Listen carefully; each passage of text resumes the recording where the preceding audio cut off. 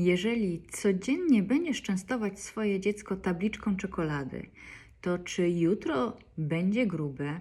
Oczywiście, że nie, ale za kilka lat, jak to jest z nawykami?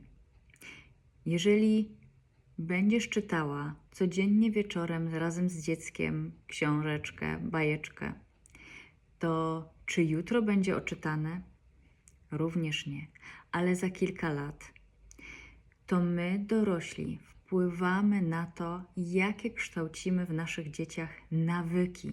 To my mamy na to wpływ i to od nas zależy, czy te nawyki będą wspierały zdrowie fizyczne i psychiczne naszych dzieci, czy wręcz przeciwnie.